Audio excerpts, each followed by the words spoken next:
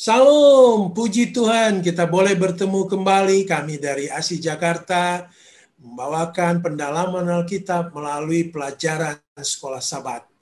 Para panelis kita sudah hadir dan ada Pak Tobing ini. Apa kabar Pak Tobing?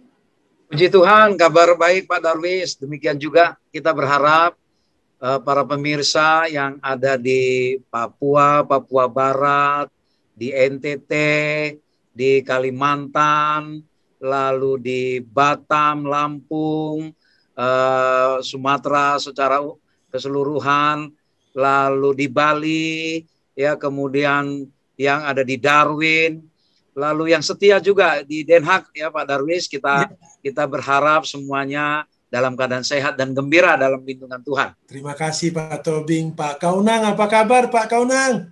Selalu senyum bersama dengan Yesus. Sahabat-sahabat yang ada di Tondano, sahabat-sahabat yang ada di Tomohon, sahabat-sahabat yang ada di seluruh Sulawesi Utara, Gorontalo, Palu ya, dan juga Amboina, Ternate, dan banyak sahabat-sahabat kami sebelumnya dan saat ini. Salam sejahtera dalam Yesus Kristus. Mari kita membaca firman Allah.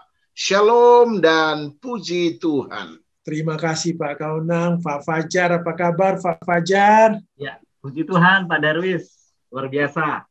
Salam hangat selalu. Saudara-saudara kita yang ada di ujung barat, yaitu yang ada di Aceh, ada di Sumatera Utara, yang ada di Palembang, bahkan di Lampung ya, Rumah Sakit Advent Lampung yang ada di sana, dan tentunya DKI Jakarta dan Bekasi.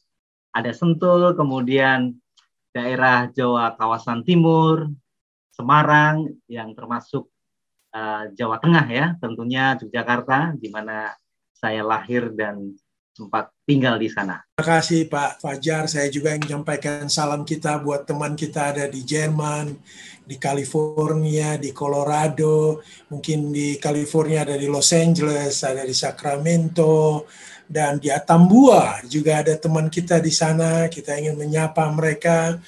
Dan juga ada di Riau, tentu di Johor Bahru, di Sarawak, Malaysia. Luar biasa respon teman-teman kita di sana. Biarlah kabar sukacita yang boleh kita dapatkan dari mereka. Terima kasih. Mari kita mulai diskusi ini. Kita mulai dengan doa. Kami minta Pak Fajar memimpin kita dalam doa. Silakan Pak Fajar. Kita satu dalam doa. Bapa kami yang di surga, pada pagi yang indah ini Tuhan, kami akan mempelajari firman-Mu, yaitu mengenai hukum perjanjian. Biar kami dapat boleh menjelaskan pelajaran Sekolah Sabat ini kepada pemirsa dimanapun mereka berada. Dan tentunya kasih karunia Tuhan yang akan menjadi dasar bagi kami untuk membagikan pelajaran yang terbaik pada pagi ini. Di dalam nama Yesus kami berdoa dan mengucap syukur. Amin. Amin. Baiklah, topik pelajaran kita, diskusi kita, pendalaman Alkitab kita kali ini yaitu hukum perjanjian. Apa yang dicakup dengan hukum perjanjian ini? Kita minta Pak Tobing untuk menguraikannya. Apa kira-kira yang kita bahas pada minggu ini? Silakan Pak Tobing. Baik, terima kasih Pak Darwis. Jadi kita akan memasuki pelajaran yang lebih detail lagi dari perjanjian yang sudah kita pelajari di minggu sebelumnya, yaitu hukum perjanjian. Dalam perjanjian itu tentu ada hukum yang mengikat Pak Darwis. Ada standar-standar perilaku di dalam perjanjian ya. Jadi ini kalau kita baca di ayat inti kita ya, di Ulangan 7 ayat 9, sebab itu haruslah kau ketahui bahwa Tuhan Allahmu dialah Allah yang setia, yang memegang perjanjian dan kasih setianya terhadap orang yang kasih kepadanya dan berpegang pada perintahnya. Ada dua pihak di sini. Kita perhatikan Allah sebagai pemberi perjanjian, ya.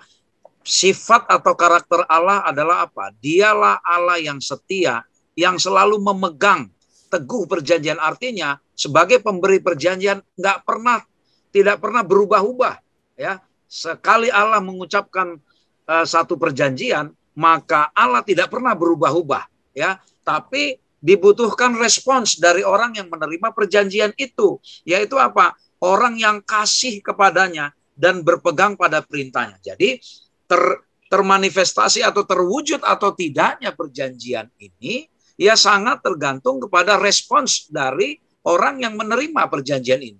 Dipastikan Allah sebagai pemberi perjanjian itu adalah pihak yang tidak pernah berubah-ubah. Dia pasti akan memegang teguh. Nah, sekarang tergantung apakah si manusia ini mau mengasihi Allah, berpegang kepada perintahnya, berpegang kepada perjanjiannya itu. Nah, jadi dalam 1 minggu ini kita akan melihat bagaimana persyaratan-persyaratan atau pola pikir kita terhadap apa itu yang disebut dengan hukum, mengapa kita perlu menuruti hukum, itu yang kita akan pelajari dalam 1 minggu ini. Kalau kita menurut hukum, dampaknya apa kepada kita? Ya, apakah kita akan merasa tersiksa atau justru itu akan mendatangkan kebaikan kepada kita? Itu yang akan kita pelajari. Yang pasti ketika Allah menuntun kita di jalannya yang benar, kita akan merasakan keamanan ya di dalam perjalanan kerohanian kita maupun di dalam perjalanan hidup ya di dunia ini. Itu yang akan menjadi intisari pelajaran kita dalam 1 minggu ini, Pak Darwis. Terima kasih Pak Tobing. Ini hanya pemikiran aja Pak Tobing. Apa sih peranan hukum ini yang utama ya, yang sebenarnya dalam hubungan kita dengan Allah? Baik Pak Darwis. Kalau sebuah perjanjian tidak ada hukumnya, lalu pegangan kita apa, Pak Darwis? Ya kan? Pegangan kita apa? Ya, kita berjanji ya, katanya, tapi tidak ada pegangan, tidak ada hukumnya. Pegangan kita apa? Nah, jadi apa hubungan? Apa sebenarnya peranan hukum ini? Inilah sebagai pegangan kita kepada Allah yang sudah memberikan janji itu kepada kita. Ya, Allah yang jadi kalau kalau kita mau menerima dampak dari perjanjian yang Tuhan berikan itu, ini ikutin pola hidup dari si pemberi perjanjian itu, yaitu hukum itu. Ya, jadi saya kira hubungannya sangat erat sekali ya, peranannya sangat kuat sekali hukum ini ya Pak Darwis, karena itulah jalan kita untuk menerima dampak dari perjanjian itu. Terima kasih Pak Darwis. Terima kasih Pak Tobing. Saya mau ke Pak Kaunang ini, Pak Kaunang. Pemilihan bangsa Israel. Kenapa bangsa Israel? Kenapa ini? Mungkin Pak Kaunang boleh uraikan bagi kita. Silakan Pak Kaunang. Oke, saya akan mencoba memberikan poin-poin singkat saja. Yang pertama, menurut tradisi Israel bahwa ya Israel dipilih Allah karena bangsa non-Israel menolak akan berkat atau rezeki ini. Ya, harus kita jelas. Namun kita tidak melandaskan pemikiran kita kepada poin itu. Tetapi berdasarkan apa kata firman. Oke? Yang pertama dalam buku Ulangan pasal 7 ayat 7. Dikatakan Allah yang memilih Israel walaupun Israel ini kecil. Ya, kita sudah lihat kronologis sebelumnya. Yang kedua, dasar yang kedua adalah dasar pemilihan Allah kepada Israel terletak kepada rahasia, ya. Itulah sebabnya saya berulang-ulang mengatakan dalam buku Ulangan pasal 29 ayat 29 bahwa ada satu fase Allah dan hanya Allah saja yang sanggup memikirkan dan memecahkan solusi-solusi itu, ya, termasuk pelajaran kita saat ini. Jadi saya ulangi lagi, pemilihan Israel dari kacamata Allah adalah merupakan rahasia dan kasih karunia Allah. Itulah sebabnya kata pemilihan ini didorong dan didukung oleh beberapa referensi ya. Tadi sudah dibacakan oleh Brother Tobing juga, Keluaran 19 ayat 6, Yesaya 56 ayat 7, Ibrani 2 ayat 9. Namun pelajaran apa yang kita dapat di sini? Tujuannya adalah kita sebagai umat-umat yang sisa ditugaskan untuk dapat menjadi Israel modern yang dipanggil Tuhan bukan hanya ditebus tetapi untuk memberitakan pekabaran, ya, pekabaran 3 malaikat. Jadi inilah cermin korelasi hubungan antara Ulangan 7 dan ayat 7 dan juga sehubungan dengan aplikasi kita pada saat ini adalah gereja kita dipanggil untuk melakukan hal yang sama. Itulah sebabnya mari menginjil, kita harus pergi bersama-sama, dan bahasa-bahasa itu karena terletak kepada kepercayaan yang Allah berikan. Ya, ingat, kalau kita berbicara tentang kata perjanjian, hukum perjanjian, ada fidusia, ada mortgage, dua-duanya sama, kontennya sama, isinya sama. Satu harus melakukan ini, satu harus melakukan kewajiban ini. Tetapi kita tidak berbicara tentang fidusia, mortgage, dan sebagainya, tetapi perjanjian ini adalah satu rahasia yang luar biasa yang Allah hanya inginkan kepada kita, satu obligation, ya, satu kewajiban yang positif. Adalah tadi kita sudah bahas, ya, ikut saja, menurut saja. Pilihlah yang benar, ya, seperti Lot dan istrinya, pilihlah yang benar atas instruksi Allah. Dan memang harus diulang-ulangi. Kata menginjil ini adalah merupakan satu bagian penting bagi umat-umat yang sisa. Karena ingat, di dalam judul yang positif ini adalah pemilihan. Kalau Allah memilih kita, maka Allah ingin juga supaya saya dan saudara melakukan etika-etika positif di dalam pelayanan, khususnya menyelamatkan orang lain untuk dibawa kepada sorga, dibawa kepada satu kenyamanan kekal, dibawa kepada satu tempat yang luar biasa yang belum pernah kita lihat dan dengar. Kiranya wejangan ini, kesimpulan-kesimpulan yang berharga ini akan menjadi satu berkat yang luar biasa, yang tremendous, ya, yang dahsyat untuk saya dan saudara, untuk selalu mengatakan, Tuhan terima kasih karena melalui sahabat-sahabat saya yang saat ini sementara menginjil, menguatkan kami di seantero dunia untuk mengatakan, I will go, saya akan pergi untuk Yesus Kristus. Karena Yesus tidak lama lagi datang segera. Mari menginjil, Yesus segera akan datang. Haleluya, amin. Itu Pak Darwis yang menarik, Pak Darwis. Terima kasih Pak Kaunang. Ini hanya pemikiran sebagai anggota Gereja Masih Advent hari ke-7. Kita dipilih untuk menyampaikan misi keselamatan. Pak Kaunang, apakah kita menjadi penghalang atau pelaksana dari misi khusus ini, Pak? Saya khawatir kita jadi penghalang. Silakan, Pak.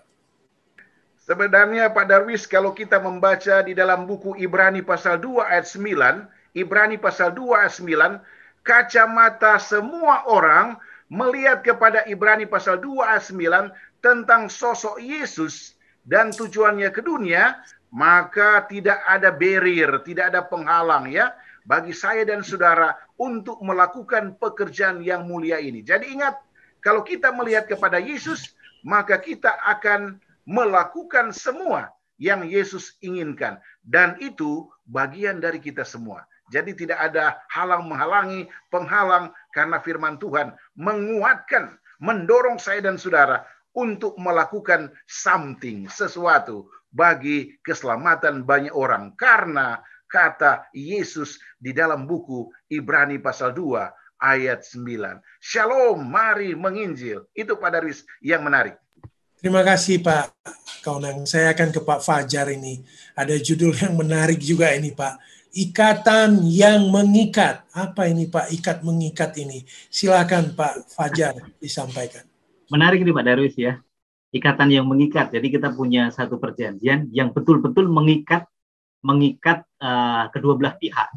Nah, ini yang kita mau lihat untuk konsepnya, dan kita apa sih pelajaran yang bisa kita ambil dari hukum perjanjian ini yang mengikat satu sama lain, ya. Nah, ayatnya sebagai dasar ayatnya itu dalam Ulangan 4 ayat 13, Pak Darwis. Ulangan 4 ayat 13, dan ia memberitahukan kepadamu perjanjian yang diperintahkannya kepadamu untuk dilakukan, yakni ke-10 firman, dan ia menuliskannya pada 2 loh batu.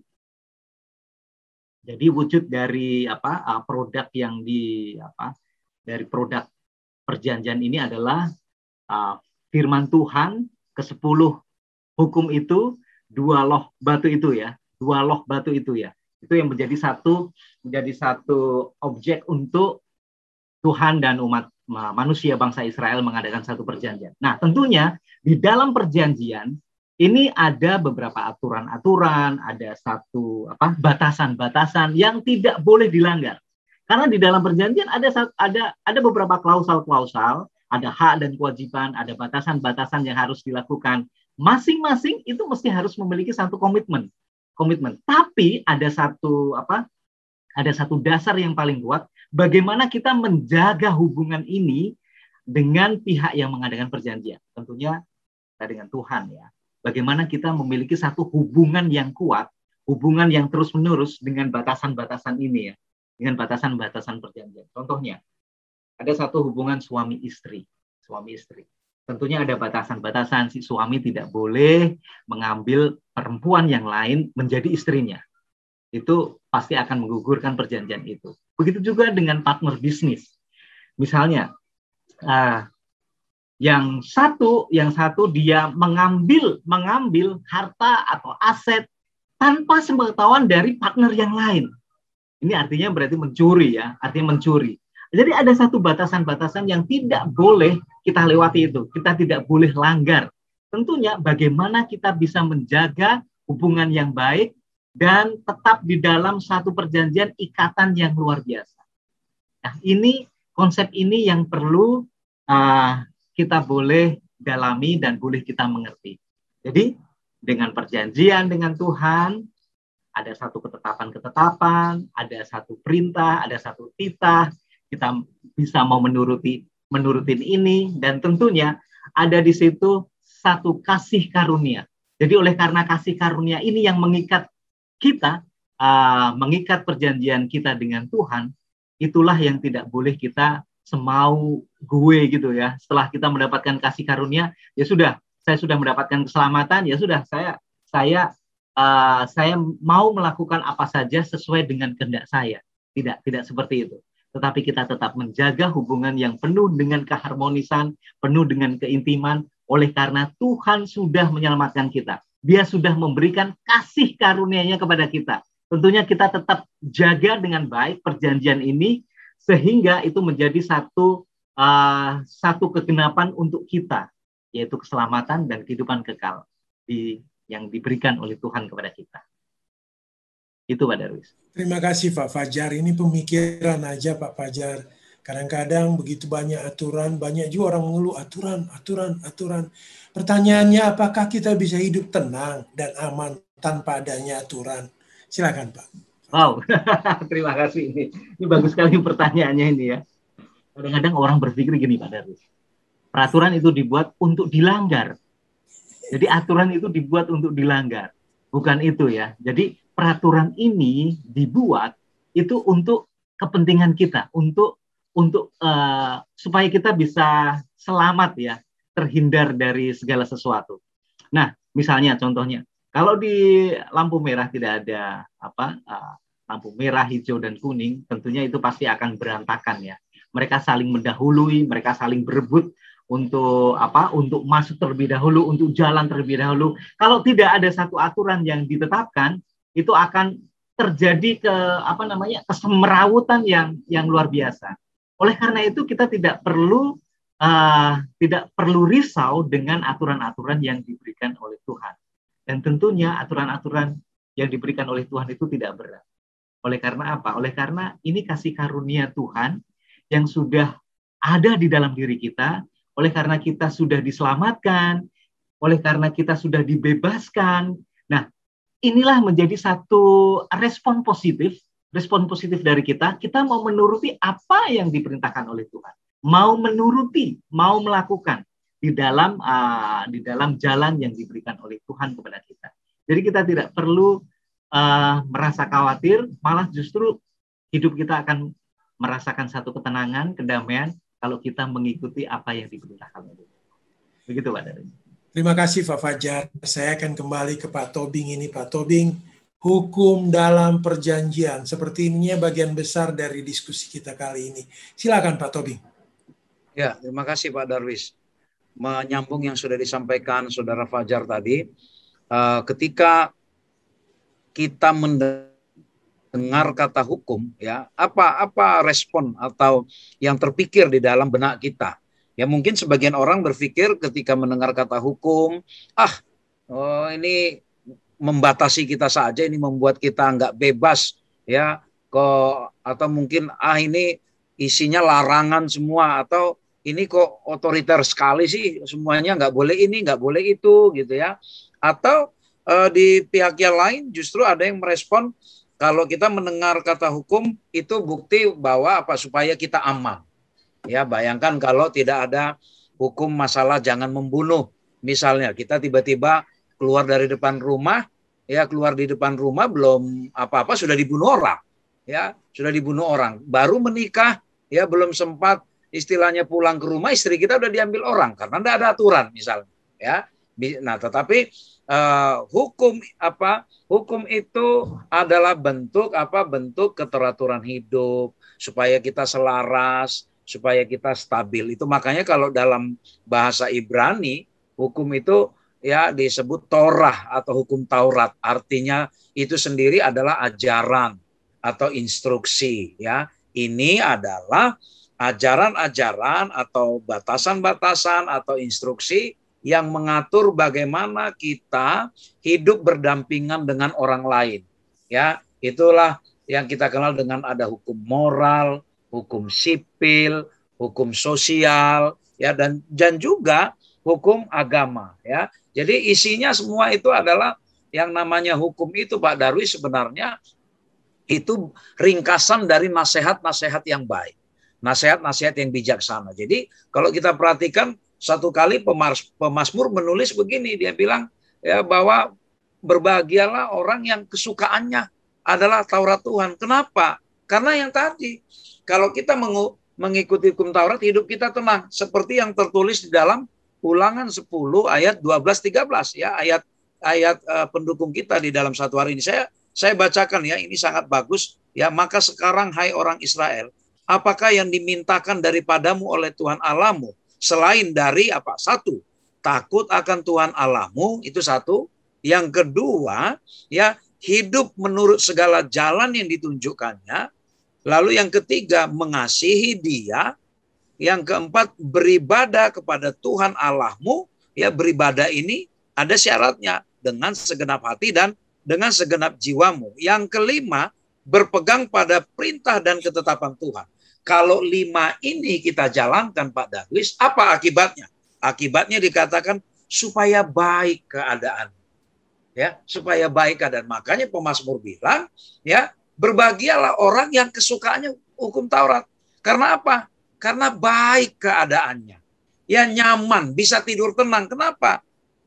Nggak ada ketakutan, ya, nggak perlu takut karena ya ada hukum yang melindungi.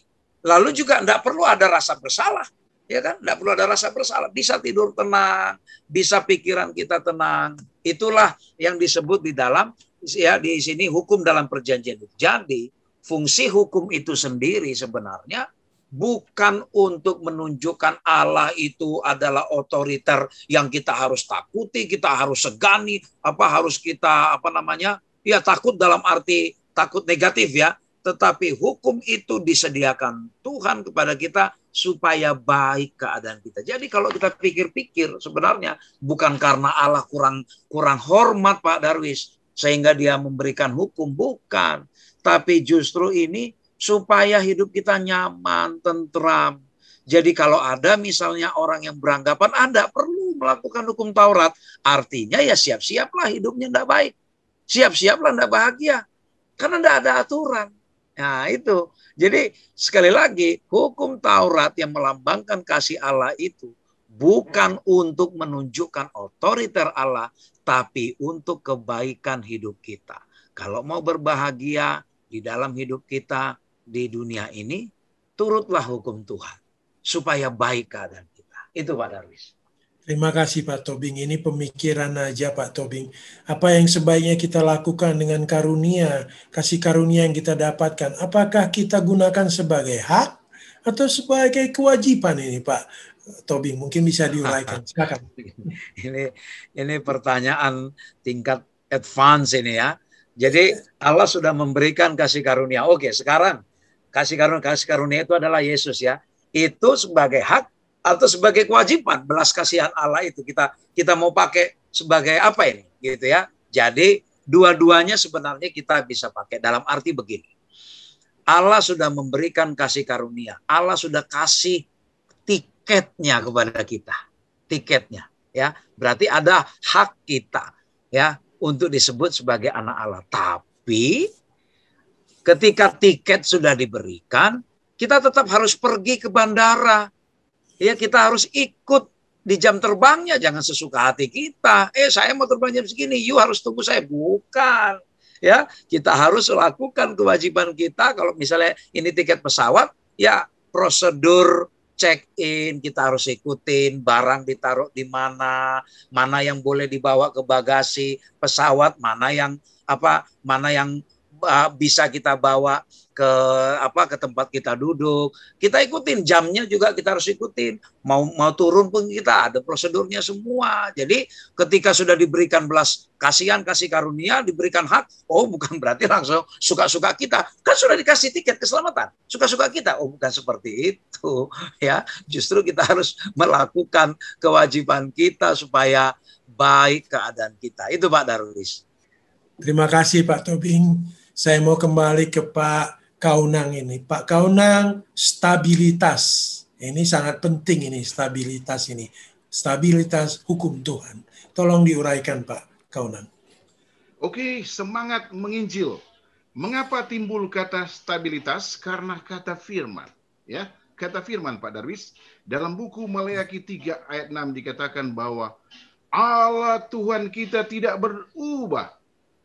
Baik kemarin, saat ini, dan hari esok. Jadi itu ya. Nah, kita masuk kepada poin yang sangat luar biasa.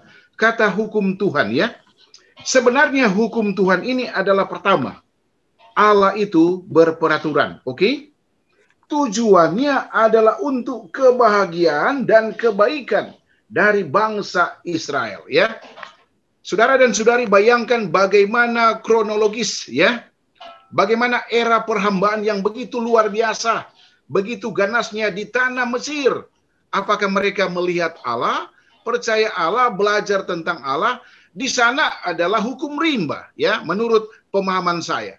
Sehingga kontekstual, kalau kita belajar tentang kata Musa, bagaimana dia membunuh ya orang yang tidak seiman dengan dia. Ini menandakan bahwa memang ada hukum-hukum manusia yang terjadi di daerah itu pada saat itu. Namun, saya tidak menjelaskan itu lebih jauh, tetapi konsep dari stabilitas hukum Tuhan ini adalah singkatnya bahwa karena itu hukum Allah tidak pernah berubah-ubah atau menjadi aneh.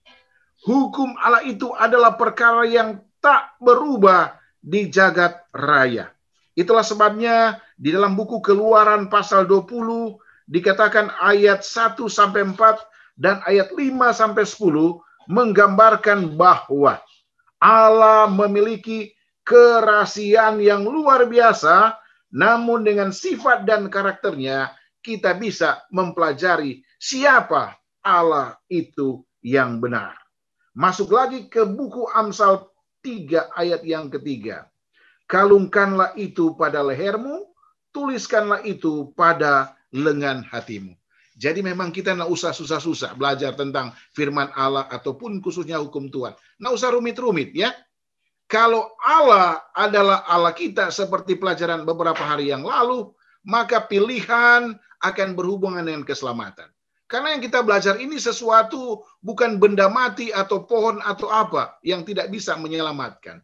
Ini jelas bahwa Allah adalah Dewan Musyawarah Allah. Kalau kita belajar dalam buku Yeremia, Allah ini adalah Dewan Musyawarah Allah, termasuk Yesus dan Roh Kudus. Tentunya rancangan-rancangan yang mereka pilih adalah rancangan-rancangan yang saya katakan dalam bahasa Inggris, tremendous, ya, dahsyat, perkara luar biasa, seperti burung Raja Wali. Maukah saudara melihat kepada kata Allah, bukan kepada sulitnya penerapan akan hukum itu. Kalau kita melihat kepada Allah yang begitu luar biasa, maka apa saja bisa dilakukan. Namun pertanyaannya, nanti ke depan apakah dan mengapa bangsa Israel ini tidak mau ataupun memalingkan diri dari hukum ini? Ya, itulah kuasa kegelapan, kuasa iblis yang mencoba mengintervensi sabda Allah ini sehingga terjadi apa? error, terjadi fraud, kesalahan, dan kesalahpahaman. Nah, itulah yang menjadi tugas kita saat ini, untuk memperbaiki diri dan melihat kepada tujuan dari hukum itu. Bahwa tujuan dari hukum itu adalah mencerminkan karakter-karakter Allah yang Maha Suci, Maha Kudus, dan Maha lainnya. Tujuannya adalah bagaimana saya dan saudara lagi sudah memiliki kemampuan untuk memahami hukum Allah. Tujuannya kita ini untuk membagikan kehidupanmu di dalam menerjemahkan hukum Allah kepada apa? Orang lain. Jadi memang pelajaran ini berhubungan lagi dengan penginjilan, ya, berhubungan dengan bagaimana menyampaikan, ya, kemampuan dan ide-ide praktis secara vertikal, dan indahnya kita lakukan itu secara rendah hati dan berdoa serta mengandalkan kuasa Allah. Terima kasih. Ini Pak Darwis yang menarik. Terima kasih Pak Kaunang. Ini pemikiran aja Pak Kaunang. Kita lihat di sekeliling kita, kadang-kadang ada kekacauan, ada marah-marah, ada demo di sekeliling kita. Apakah ini artinya adanya aturan-aturan yang tidak dipatuhi sehingga terjadi kekacauan itu? Silakan Pak. Ya, sebenarnya Pak Darwis sangat mudah untuk dijelaskan. Kalau kita lihat Ulangan pasal 28, ada if dan if not. Ya, Allah dengan jelas kepada bangsa Israel, jika dan jika tidak. Memang kalau kita belajar tentang dua kuasa yang sementara bergejolak, kuasa iblis dan kuasa kealahan, inilah yang menjadi dasar kenapa termasuk saya juga kadang-kadang stabil, kadang-kadang tidak stabil, unstable dan stabil. Ya Pak Darwis, pada saat kita berdoa, membaca firman, dan sementara membawakan kabar baik, ini kita stabil. Tapi setelah kita di jalan, ya marah-marah dan bahasa-bahasa uncourtesy, bahasa-bahasa yang tidak sopan. Itu menandakan bahwa ada dua kuasa yang sementara mempengaruhi saya dan saudara. Nah, kuasa yang kita belajar saat ini adalah karakter Allah. Kalau kita berpikir tentang Allah terus-menerus, maka resiko, itu sebabnya dalam perusahaan ada disebut dengan risk management, reduce, bagaimana mengurangi. Nah, dengan mempelajari apa? Pedoman-pedoman, SOP dan sebagainya. Kita punya SOP yang luar biasa, saya pegang saat ini, adalah firman Allah. Maukah kita mempelajari firman Allah? Mengurangi resiko. Maukah kita menerima sabda Allah? Mengurangi masalah. Sehingga terjadi dalam bahasa negosiasi, win-win resolution. Ya, artinya akomodasi, korelasi, ya, dan collaboration terjadi karena ada firman Allah. Maukah saudara dan saudari para pemirsa saat ini, saya mengajak saudara untuk datang membaca firman Allah berulang-ulang dan berdoa, pasrah kepada Tuhan. Pasti ada mujizat yang mengarahkan kita kepada bahasa-bahasa positif, tindakan-tindakan positif, perlakuan-perlakuan positif. Nah, inilah yang disebut dengan stabilitas untuk mempelajari firman Allah. Shalom, puji Tuhan. Tuhan berkati saudara dan saudari. Itu saja Pak Darwis yang menarik. Terima kasih Pak Kaunang. Saya akan beralih kepada Pak Fajar ini. Ada judul sederhana dan singkat tapi mempunyai makna yang luas. Jika. Apa ini jika Pak Fajar? Silakan Pak Fajar. Baik, terima kasih Pak Darwis. Ini melanjutkan apa yang dijelaskan oleh panelis yang lain ya, khususnya Pak Kaunang. Apabila, jika gitu ya, apabila dan jika engkau menuruti. Nah, sehubungan dengan hukum perjanjian ini, tentunya ada satu persyaratan-persyaratan. Persyaratan-persyaratan yang ada di dalam perjanjian itu sendiri, dari hukum perjanjian. Nah, persyaratan-persyaratan ini apa? Dan apa yang harus dilakukan? Saling menuruti atau saling tidak mengikuti aturan yang berlaku, dan lain sebagainya. Namun, saya akan senang sekali membacakan ada satu ayat yang bagus dalam Kejadian 18 ayat 19. Kejadian 18 ayat yang ke-19, sebab aku telah memilih dia supaya diperintahkannya kepada anak-anaknya dan kepada keturunannya supaya tetap hidup menurut jalan yang ditunjukkan Tuhan dengan melakukan kebenaran dan keadilan, dan supaya Tuhan memenuhi kepada Abraham apa yang dijanjikan kepadanya. Ini menarik sekali nih Pak Darwis. Tuhan sudah mengadakan perjanjian dengan Abraham. Nah, perjanjian ini kan kekal ya. Allah mengharapkan Abraham ini juga menyampaikan aturan-aturan perjanjian-perjanjian yang sudah ditetapkan sejak semula kepada kepada Abraham. Nah, Allah memerintahkan kepada Abraham untuk menyampaikan aturan-aturan ini kepada keturunan-keturunan yang berikutnya. Supaya apa? Supaya Tuhan bisa memenuhi apa yang dijanjikan Tuhan kepada Abraham. Ini tentunya ada satu persyaratan ya. Tuhan bisa memenuhi kewajiban daripada Tuhan memberikan berkat kepada Abraham apabila keturunan-keturunan Abraham juga komitmen juga menuruti akan perjanjian yang sudah mereka sepakati bersama-sama. Ini yang menarik. Nah, ada ayat yang lain, Pak Darwis, yaitu di dalam Keluaran 19 ayat yang ke-5. Jadi sekarang jika kamu sungguh-sungguh mendengarkan firman-Ku dan berpegang pada perjanjianku, maka kamu akan menjadi harta kesayanganku sendiri dari antara segala bangsa. Sebab akulah yang mempunyai seluruh. Ini kalau kita lihat kedua ayat tadi, ada satu persyaratan ya. Ada satu persyaratan berkat-berkat yang akan diberikan oleh Tuhan. Apabila mereka mau menuruti dan mau mendengar apa yang dikatakan oleh Tuhan. Ini menarik ini. Lalu apa hubungannya? Apakah kita mendapatkan berkat itu hanya dengan mau menurut saja? Ya kan? Kadang-kadang ada satu konsep, kita pengen ini. Kita mempersembahkan persembahan supaya kita diberkati oleh Tuhan. Kita mengembalikan perpuluhan supaya kita diberkati oleh Tuhan. Ini konsep yang keliru gitu, Pak Darwis ya. Konsep yang benar itu adalah bahwa kita itu sudah menerima perjanjian. Dengan iman kita mau menuruti itu. Jadi penurutan itu merupakan satu ekspresi sebagai manifestasi ucapan syukur kita kepada Tuhan bahwa Dia sudah memberikan berkat-berkat itu kepada kita. Jadi oleh karena Tuhan sudah memberkati kita, mau menuruti firman Dia, dan Tuhan akan menggenapi janji Dia memberikan berkat-berkat. Saya pikir itu ya Pak Darwis ya, konsep yang sangat sederhana ini.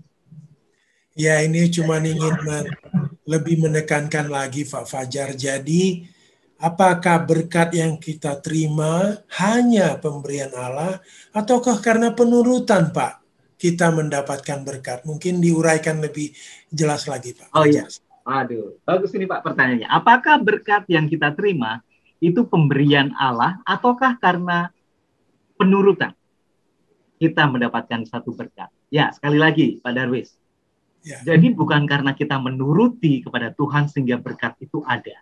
Bukan seperti itu. Tetapi oleh karena kasih karunia Tuhan, Dia sudah memberikan berkat, sudah menyediakan berkat itu kepada kita. Nah, penurutan itu merupakan satu ekspresi bagi kita ya. Ekspresi sebagai wujud ucapan terima kasih kita kepada Tuhan bahwa Dia sudah memberikan keselamatan, memberikan satu janji keselamatan kepada kita. Dan setelah kita menuruti, Tuhan akan menggenapi satu berkat-berkat kepada kita. Jadi itu merupakan satu ekspresi ya, sebagai satu ungkapan.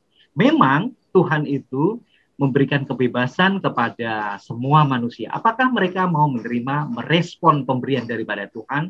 Apakah mereka merespon kasih karunia Tuhan kepada mereka? Tuhan memberikan satu kebebasan mutlak kepada manusia. Apakah mereka mau memilih menurut kepada Tuhan atau tidak? Nah, Allah itu, Tuhan kita yang ada di surga itu sangat demokrasi sekali ya. Dia memberikan kesempatan kepada kita mau menurut atau tidak.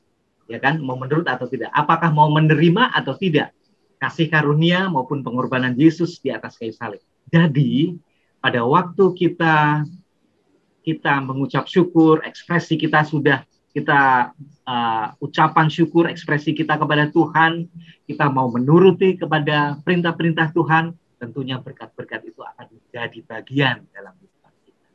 Saya pikir itu Pak Darwis. Terima kasih Pak Fajar. Tidak terasa kita akan akhiri diskusi ini Dan kita minta Pak Tobing memberikan kesimpulan, closing statement buat kita dari diskusi kali ini. Silakan Pak Tobing. Terima kasih Pak Darwis. Pemirsa yang diberkati Tuhan, Allah kita adalah Allah yang kasih. Itu adalah kesukaannya dan itu adalah karakternya dan tabiatnya. Dan itu nyata melalui hukum yang diberikannya kepada kita. Ya, kalau mau mengenal Allah, kenalilah hukumnya.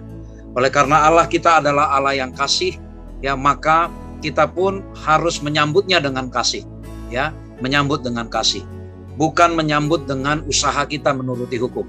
Karena sebesar apapun usaha kita menuruti hukum, tidak mungkin kita bisa sempurna sama sekali mengikuti hukum tanpa kasih. Tetapi dengan kasih, ya dengan kasih karunia Allah, dengan kuasa Roh Kudus Tuhan, kita dimampukan untuk hidup dalam kasih yang kita nyatakan melalui apa? Keteraturan hidup kita melalui hukumnya. Kalau kita menurut Tuhan, menurut hukum tanpa kasih, tidak ada guna. Ya, tidak ada guna juga. Karena untuk apa? Kalau bukan karena kasih. Ya, jadi dasarnya adalah karena Allah adalah kasih, kita pun meresponnya harus dengan kasih. Dan hukum Tuhan itu adalah turun-temurun dan berlaku sampai selama-lamanya. Karena karakter Allah yang penuh dengan kasih itu tidak pernah pudar. Sehingga satu titik pun tidak akan pernah hilang hukum Allah itu dari kehidupan kita. Justru hukum Allah, peraturan dari Allah itu adalah menjadi kebutuhan kita. Ya, kebutuhan kita yang terbesar sehingga Yesus datang nanti dan bahkan sampai ke kerajaan surga pun semua penuh dengan keteraturan. Karena memang Allah kita adalah Allah yang teratur. Sehingga bicara hukum perjanjian, bicara hukum Allah, ini adalah satu bagian yang tidak pernah dipisahkan dari proses cara Allah menunjukkan kasih-Nya kepada kita. Tidak bisa dipisahkan dari kasih karunia yang Tuhan berikan kepada kita. Kedatangan Kristus ke dunia ini pun nanti untuk menyatakan bahwa memang keadilan itu harus dinyatakan. Keadilan itu bisa kita tahu karena kita tahu ada hukum yang berlaku. Sehingga kita bisa menyatakan yang ini adil, yang ini tidak adil. Maka orang-orang yang menyambut Allah dengan kasih-Nya akan dibawa Allah ke kerajaan kasih-Nya di surga. Orang yang tidak mau menyambut Allah dengan kasih-Nya, maka mereka akan mendapatkan upah yang pantas untuk mereka. Kita mau kita berada di pihak yang menyambut kasih Allah ini.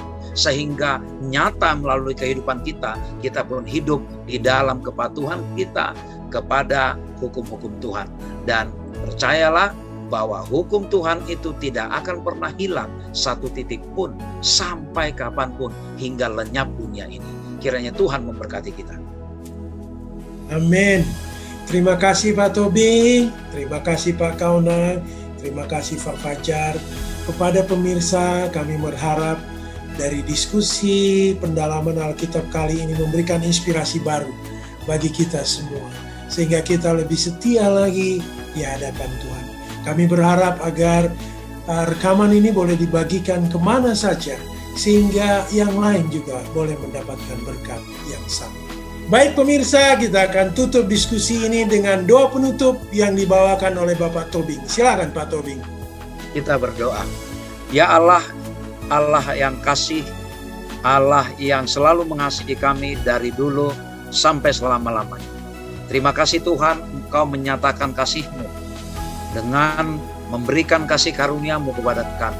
Dan telah memberikan hukum-Mu untuk mengatur hidup kami. Sehingga keadaan kami baik.